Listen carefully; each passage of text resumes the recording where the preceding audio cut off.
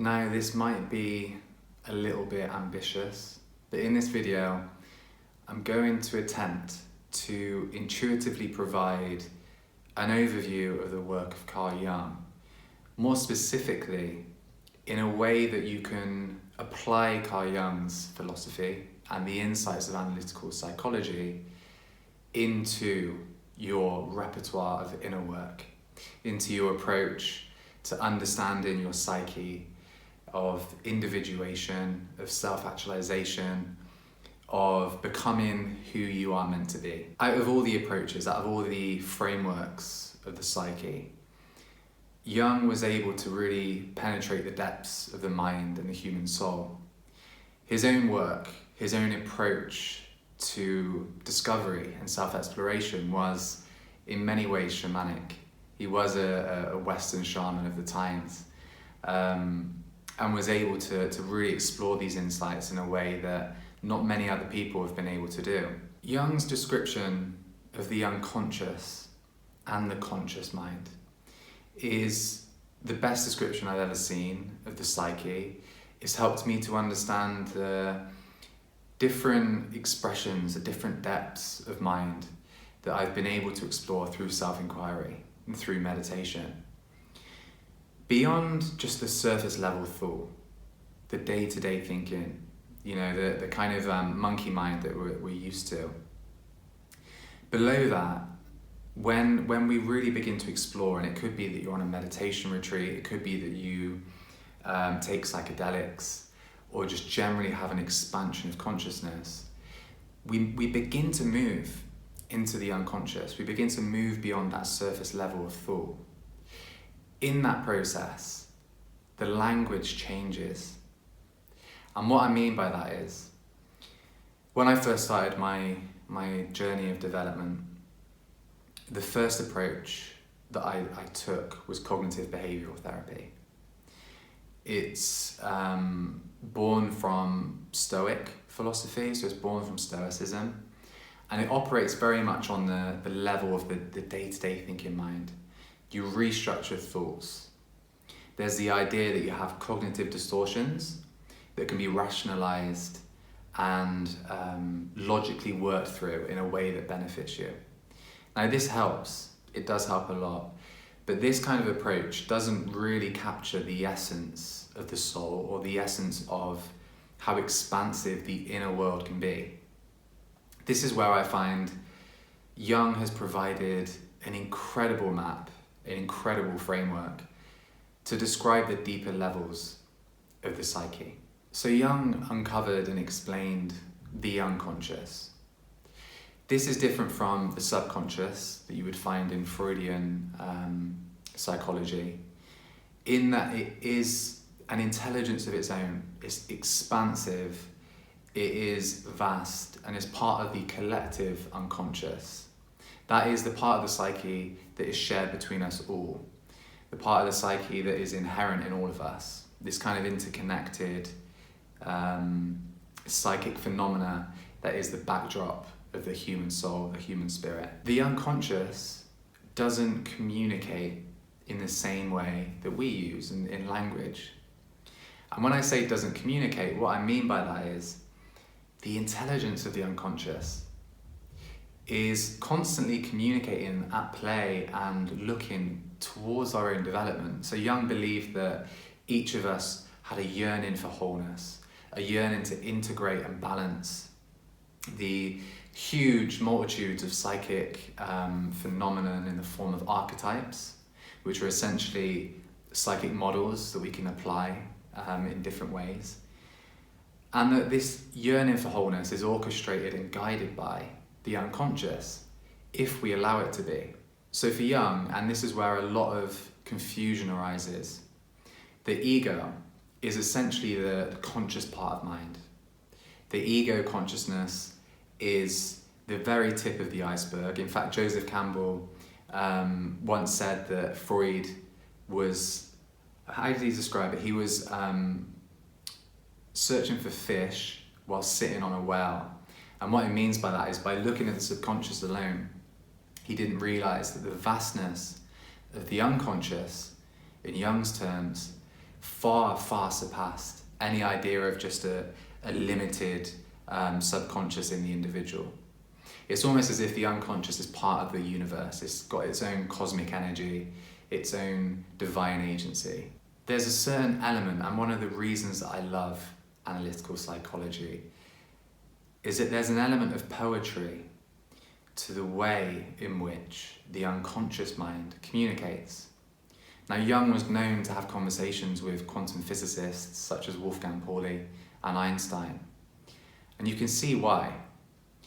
Jung was interested in the interplay between mind and matter, and that's very much why he was such a proponent of synchronicity. He coined the term in the West, and he's provided the best understanding to date that we have around meaningful coincidences. This all relates to the mystery of the psyche and the magnitude of the psyche. Now, in terms of inner work, when we can start to explore our own unconscious and the archetypes that exist within us, then we start to explore the phenomenal, expansive potential of who we are. It adds a degree of beauty to the process of individuation or the process of growth, because it shows that even though we're aware of a small fragment of ourselves, there's always an intelligence that is kind of overseeing our growth. And if we can learn to communicate with that intelligence, we catalyze our growth and we become in a really beautiful relationship with ourselves and our own sense of self-exploration. So when looking to use Jung's philosophy for inner work, what we're doing is learning how to communicate with our own unconscious. This doesn't happen, as I explained, in the realm of just basic language and restructuring thoughts. It's a lot more of a mysterious phenomena.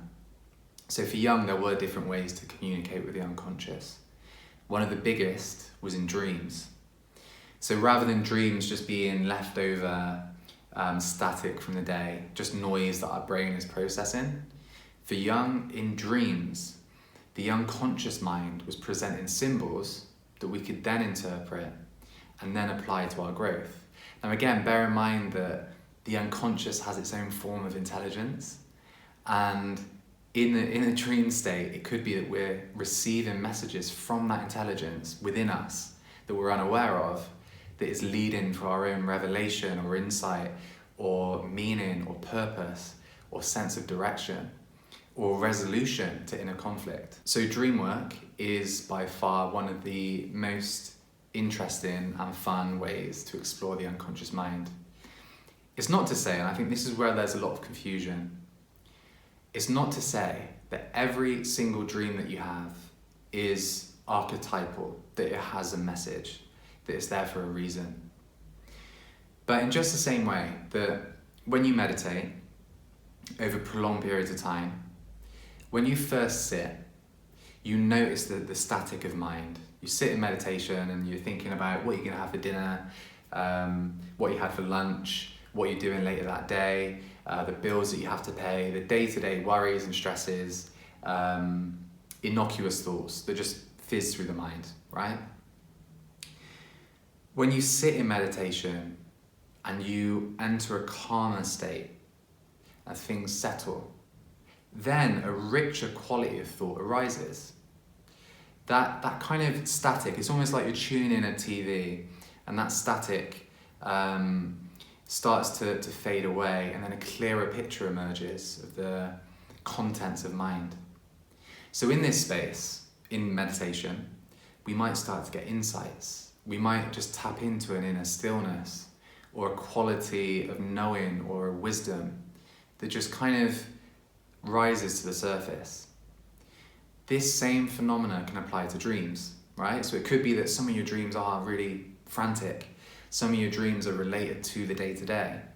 But it could also be that some of the dreams you have stand out in their own right, that they have a numinous quality, that they have a kind of aura about them. They might even feel realer than real. For many people at different points in their life, they may get a dream that is so significant, it it actually becomes part of their life story, the unfolding. And I can vouch for this. You know, I've had dreams that have been so saturated with a sense of divinity or mystery that they've stayed with me and they've really altered the course of my direction in life. So really, you will know when you have a dream that is archetypal. And the beauty is that the more you look in this direction, the more you become attuned. It's not like you just wake up and you forget the dreams that you have. You will start to have richer and richer dreams as you begin to learn to communicate with the unconscious. So how I use this, and bearing in mind, we're really tapping into our intuition. Jung really saw the value of moving into wholeness away from just the rational thinking mind. Okay? So we don't want to overthink and analyze when we explore dreams. What we want to do is intuitively allow the feeling, allow the imagery to marinate, and then to find meaning in that. Now, how I do that personally, if I have a dream that I feel is particularly relevant, I will journal and I will write about the dream. I'll do so in a way that is more of an investigation. So I'll explain elements of the dream and I'll kind of provide a chronological breakdown. But mostly I'll refer to the different symbols because this is the language of the unconscious, right? So it might be that there's a person who has a certain quality that presents an archetype within me.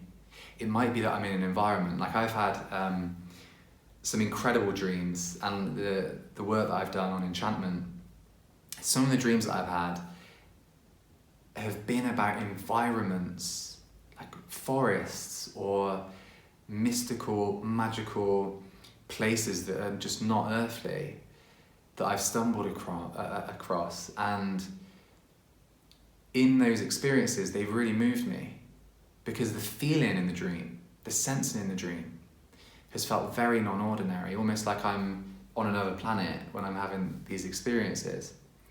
And they're enough at times to energize me and to create a different state, a more expansive state of consciousness for days or even weeks after, just by tapping into that part of myself, that like enchanted part of my unconscious. So what I'll do is just explore with the meaning of this. Just like synchronicity, and my most recent article on Mind That Ego, The Great Wave of Synchronicity, highlights how when we're in communication with the unconscious or the universe, and you could say that the unconscious is always communicating with the universe and we just become conscious of that process. But the meaning isn't immediate, right? It's not like straight away you have one dream and you just know. It's like the symbols start to present themselves, and over time you then realize, like, oh, okay, this is about my need for security, or this is about my need to embody more of this archetype or let go of this psychic energy I've been holding on to, right?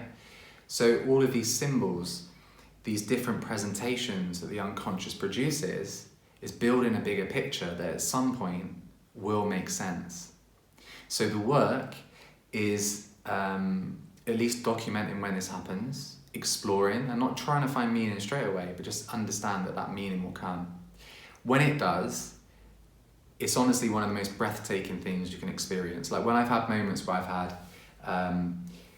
numerous dreams, right? And for me, it tends to be quite acute. So like over a short space of time, I'll have dream after dream that has a real numinous quality, a real like otherworldly quality to it. And I know that there's a message, there's communication.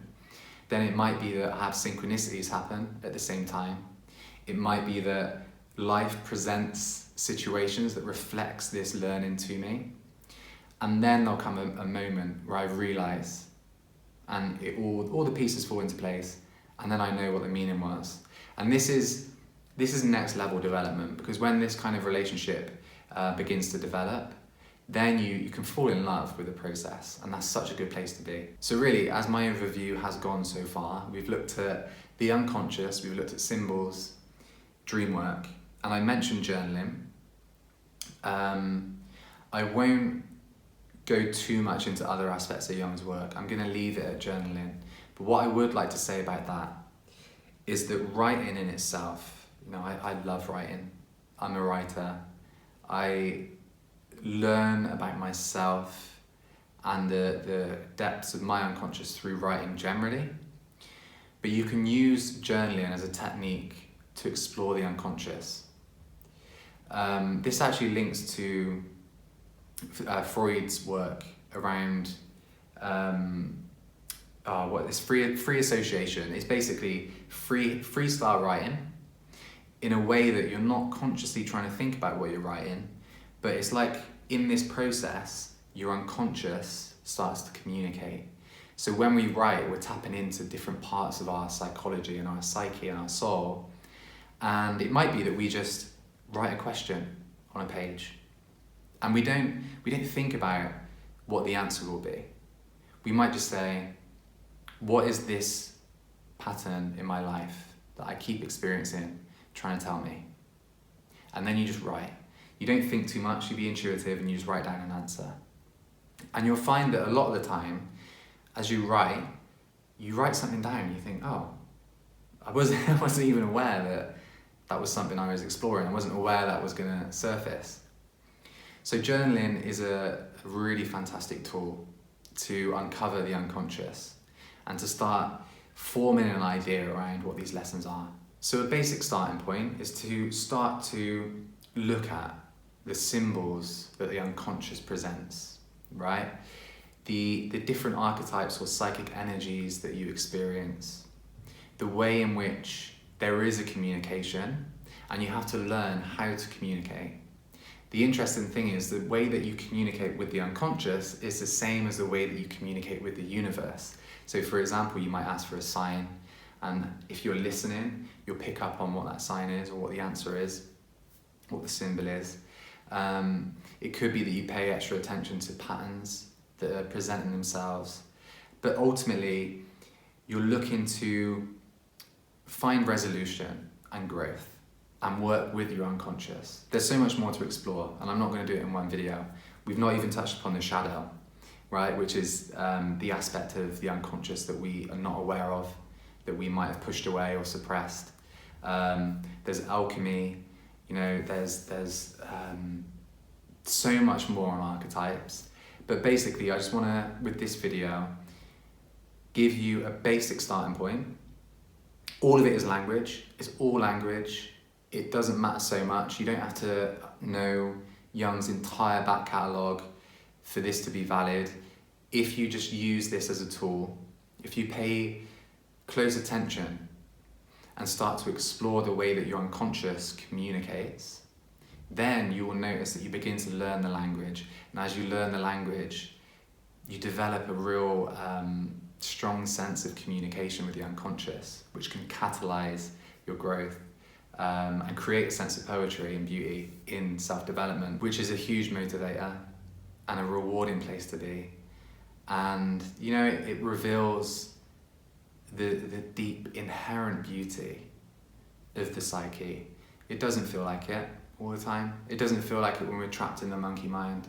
It doesn't feel like it when we're attached to the negative emotions that we feel, or we want to resist difficult emotions, or we're constantly craving, desiring things that we don't have. When we step back and when we can observe the psyche, it really does present itself as just as beautiful and wondrous an aspect of nature as the most beautiful skyline, right? And it might be poetic, it might be overly poetic, but this really is such a gift. So I encourage you to start exploring the unconscious by looking at how does my unconscious communicate, what symbols are presented. You might want to begin just by noticing your dreams, just by journaling, or just trying different techniques of freehand, writing in your journal. Ask yourself a question. Don't expect too much. What you want to do is get out of the rational mind and start to tap into more of your intuition. Your intuition is where wisdom is. The rational mind is where knowledge is. Intuition is where wisdom is. And we need more wisdom. Wisdom will drive you to great places. So tap into that. Good luck and have fun, and I'll see you in the next video.